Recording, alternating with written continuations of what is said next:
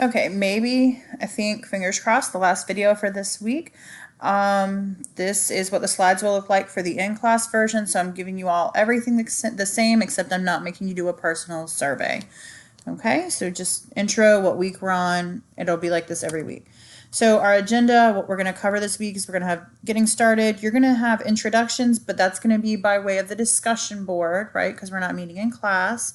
You have your prompt. We're covering the syllabus. I've posted that up at the top of the Moodle page, and then I've posted a video. So you want to watch that video for a review, but be sure you read that syllabus every word on your own because you're responsible for knowing everything, and I did not cover every word. And then if you have questions about that or introductions in the discussion board, there's a frequently asked questions forum, kind of like a discussion board as well, up at the top of the page with the syllabus. Post non-personal questions there. I want to help y'all. If you don't ask a question and you have one and you're confused later, I'll feel really bad.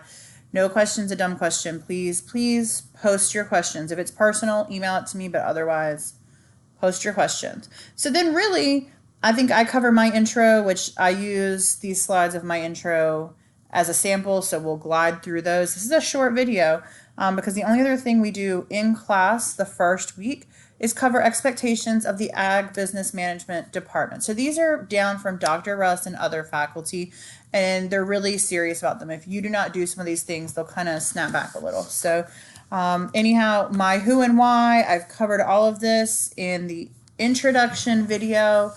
So I'm not going to make you have to listen to that again, but a little bit about me in both of these slides for y'all. Okay, so again, I'm going to really say it. Don't text me after 5 p.m. because it's going to be like email. I may not get back to you. In fact, I'm probably more likely to get back to you by email. The text is meant for you to say, hey, I'm running by, I have a question. Are you in your office? Or a quick question. Moodle says I'm supposed to upload this and there's nowhere for me to upload it. You missed something, okay? Things like that.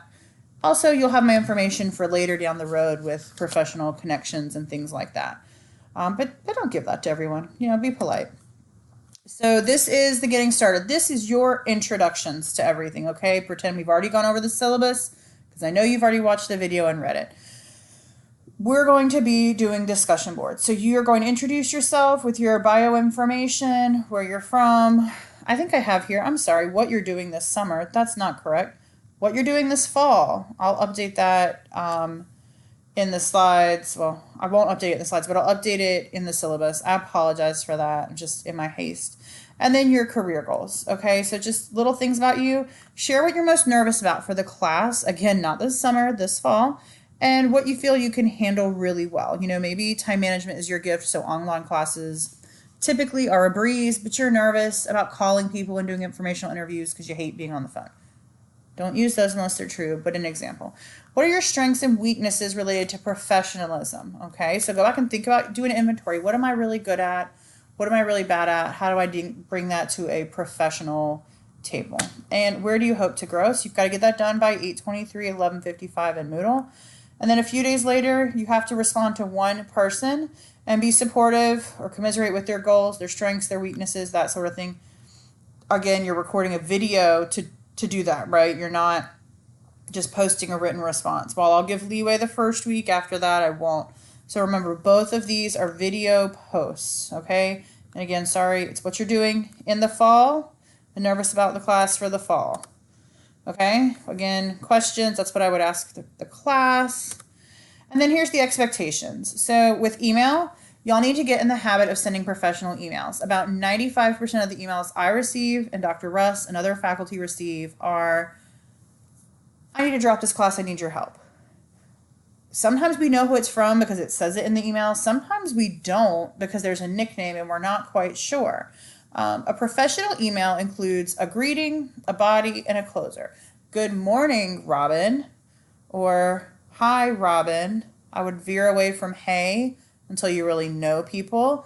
If you're not sure of someone's name, you could just start with hello, good morning, a greeting of some sort. Then you're going to have your body, and the body of that email is written in complete sentences with professional thought put into that. Make sure it sounds like something you would want your future boss to read, because we're the ones giving you references, so we can reflect on your professionalism. So show us that you're there. And then a closer. Best regards. Thank you so much. See you in class. Something like that. Once you get an email chain going, you don't have to continue that. But when you are sending a professional email to faculty or to someone to set up a phone call about a job interview or these informational interviews or someone to look at your resume, especially when you're asking a favor of somebody, right? You want to be as professional as possible. And doing that, remember people's titles. So most people at NC State that are teaching are PhDs. I am not, so you don't have to call me that. But if you're not sure, go look them up in the system and if you're in the directory. And if you're still not sure, err on the side of caution and either say good morning or say good morning, Dr. Clements, assuming I have it, even if I don't, okay? You don't want to take that title away from someone who has it. So be aware of people's titles. Don't assume gender. It's hard to know. I mean, my name is unisex. It goes to male or female, and a lot of times I get dear sir. So don't assume gender, avoid that, but be clear on titles anywhere you can. And then, so I have patient /number. Be patient with emails. Give us some time to answer them. I tell students 48 business hours. You'll find it's typically 5 to 6 hours or less. I mean, usually it's a couple hours. I don't like a messy inbox. But be patient. Give people 48 business hours to get back to you. We're just as busy as y'all are, okay? And in that regard, be mindful of the number of emails you send. If you need to ask Dr. Russ something, email Dr. Russ. Don't email him, me, his assistant, and the department head. Because then we're all trying to answer you, we're all forwarding it to each other, we get annoyed and it gets crazy. So be aware of the number of emails you're sending and being patient with that, okay? And then etiquette. Go to events. So you all, even though you're in a distance ed class, you're still, if you're on campus or around campus, we're expecting you to come to these events. It's incredible for networking. So go to events, go to the speaker series, go to one of the 2 career nights, go to the CALS career fair, pop in at those, shake the speaker's hand, shake my hand, say hello so we know you're doing well.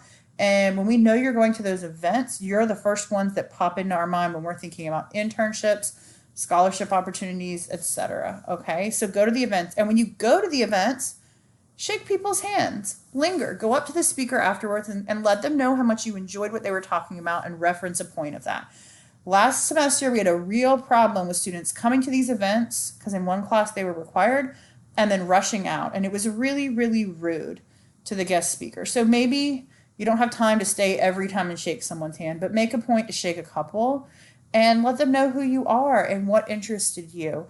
Okay, and linger around. Usually we have some kind of food afterwards. It makes a huge difference if you just linger and network for a few extra minutes. You're one of the few who does, and you will stand out when it comes to your job hunt. Again, be patient with the number of events we have, and be patient in your etiquette with others, okay?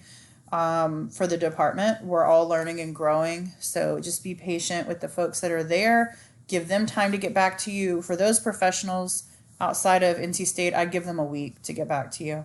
And then know calendar dates. And by that, I mean know your due dates for assignments for all your classes. Know that academic calendar, the drop ad date, things like that. And then know your dates for events, okay? Know when they're coming up. Starting, I believe, the week after Labor Day, we will start sending you all a weekly newsletter with different events, job opportunities, internships, etc. So you can keep up with those. Before that, you'll just get random sporadic ones. But keep up with those dates. We'll try to remind you, but you all are growing into adults, so it's on you. And that's what I have for the slides for this week.